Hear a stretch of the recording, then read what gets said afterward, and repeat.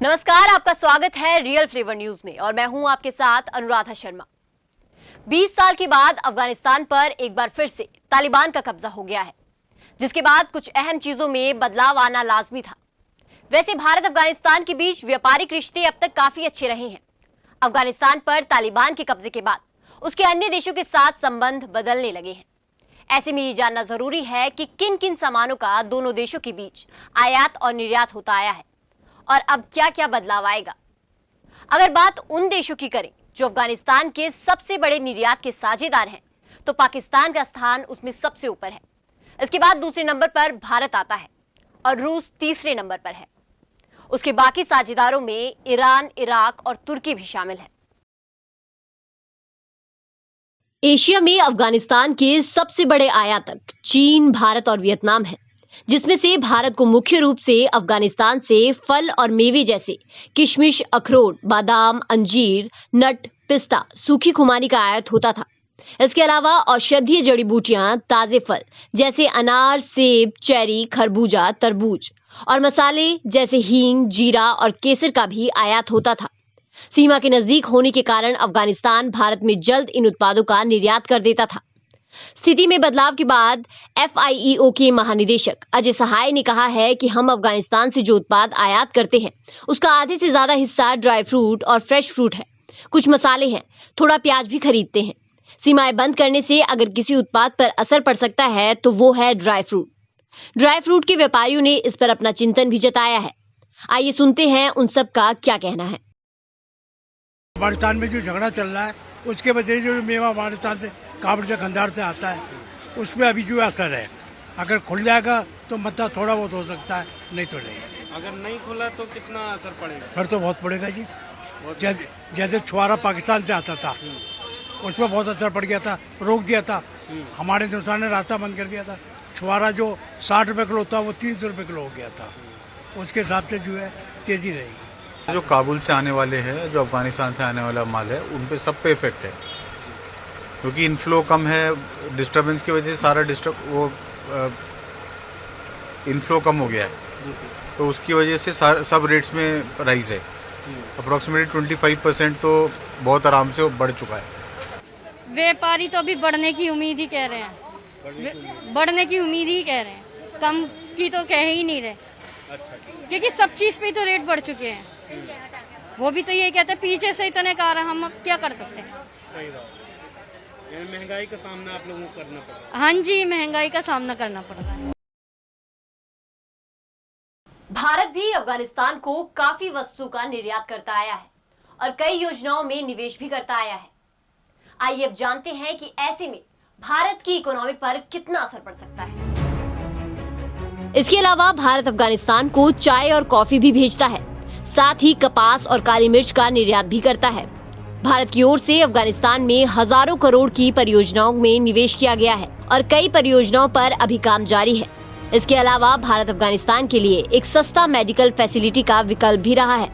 इससे अफगानियों को इलाज की सुविधा के लिए और भारत की इकोनॉमी दोनों पर असर पड़ेगा। हर साल भारत करीब 30,000 मेडिकल वीजा अफगानी नागरिकों को देता था। करीब 10 से 11 करोड़ रुपए के मेडिकल टूरिज्म इकोनॉमी पर असर पड़ने की पूरी आशंका है। तालिबान का अफगानिस्तान पर कब्जा भारत के लिए बड़ी चुनौती बन गया है। दोनों देशों के बीच पहले कारोबार काफी अच्छा रहा है। आइए अब जानते हैं कि पिछले साल और इस साल में अब तक कितना कारोबार हुआ है और भारत ने अब तक अफगानिस्तान में क्या क्या निर्माण करवाया। साल 2020 और 21 में दोनों देशों के बीच करीब 10,387 करोड़ रुपए का व्यापार हुआ था। उससे पहले वित्त वर्ष 2019-20 में दोनों देशों के बीच 11,131 करोड़ रुपए का व्यापार हुआ था। 2020-21 में भारत ने अफगानिस्तान को करीब 6,129 करोड़ रुपए के उत्पादों का निर्यात किया था, जबकि भारत ने 37,083 करोड़ रुपए के उत्पादों का आयात किया था। इसके अलावा $3 बिलियन के निवेश के बाद अब वो सभी प्रोजेक्ट अधर में आ गए हैं जिन पर भारत और अफगान रिश्तों की जिम्मेदारी थी। भारत ने यहाँ पर हर सेक्टर में बड़ी रकम निवेश की थी। तालिबान का काबुल पर कब्जा भारत के लिए एक बड़ी चुनौती है। भारत ने ढांचागत क्षेत्र समेत शिक्षा आदि पर अफगानिस्तान में करीब 22,350 करोड़ रुपए का निवेश किया है।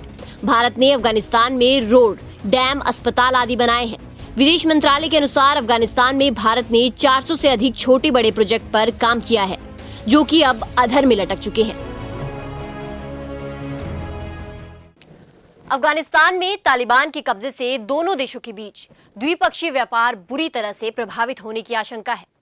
इस स्थिति के चलते जब तालिबान ने भारत के साथ सभी आयात और निर्यात पर रोक लगा दी है, ऐसे में जानते हैं कि भारत के व्यापारियों और कारोबारियों को इससे कितना नुकसान हुआ है। अफगानिस्तान में तालिबान के कब्जे के बाद भारत में व्यापार के हर क्षेत्र पर इसका असर पड़ेगा। ऐसी आशंका है कि लुधियाना के होजरी उद्योग को 50 करोड़ रुपए का झटका लगा है। लुधियाना से हर साल लगभग 50 करोड़ की शॉल और होजरी उत्पाद अफगानिस्तान निर्यात होता था। तालिबान के कब्जे की खबर से यहाँ के होजरी कारोबारियों के चेहरे पर मायूसी छाई है, क्योंकि लगभग 10 करोड़ के उत्पाद तैयार पड़े हैं, जिन्हें सितंबर के पहले सप्ताह तक अफगानिस्तान भेजा जाना था। इस लिस्ट में चूड़ी के व्यापारी भी शामिल हैं। सुहाग नगरी फिरोजाबाद के चूड़ी के कारोबार पर भी काफी बड़ा झटका लगा है। कारोबारियों में काफी मायूसी है। शहर के आधा दर्जन कारोबारी अफगानिस्तान चूड़ी एक्सपोर्टर्स थे। शहर के आधा दर्जन कारोबारी अफगानिस्तान के काबुल, कंधार, जलालाबाद के व्यापारियों को माल भेजते हैं। सुहाग नगरी से चूड़ी का एक्सपोर्ट लगभग 30 करोड़ का है। अफगानिस्तान में चूड़ियां पाकिस्तान से भी जाती थी, लेकिन उसकी तुलना में फिरोजाबादी चूड़ी की डिमांड ज्यादा थी। अब इसमें छोटे व्यापारियों को काफी मुश्किल का सामना करना पड़ सकता है। भारत अफगानिस्तान के बीच सूखे मेवे और फलों का व्यापार भी रहा है। अफगानिस्तान पर तालिबान के कब्जे के बाद तेजी से बदलते हालात के कारण भारत और अफगानिस्तान के बीच होने वाला ड्राई फ्रूट का कारोबार ठहर गया है। तालिबान के अफगानिस्तान के सभी बॉर्डरों पर कब्जा करने के बाद भारत के ड्राई फ्रूट कारोबारियों की मुश्किलें बढ़ने लगी हैं। इसका सीधा असर बाजार में बिकने वाले ड्राई फ्रूट की कीमतों पर दिखने लगा है। भारत के साथ ड्राई फ्रूट का कारोबार अफगानिस्तान की लाइफलाइन समझी जाती है, क्योंकि अकेले भारत के साथ ही साल में 2000 से लेकर 2.5 हजार करोड़ रुपए का कारोबार होता है। अफगानिस्तान के बादाम, काजू, पिस्ता और अंजीर सहित 1 दर्जन से ज्यादा उत्पाद भारत की मार्केट में बिकते हैं। अब तालिबान के कब्जे के बाद बने हालात से फिलहाल अफगानिस्तान के कारोबारियों को एडवांस दिए भारतीय कारोबारियों के करोड़ों रुपए फंस गए हैं। रियल फ्लेवर न्यूज से साक्षी शर्मा की रिपोर्ट। ऐसे हालात के चलते हिंदुस्तान में बेरोजगारी की मात्रा और भी बढ़ सकती है।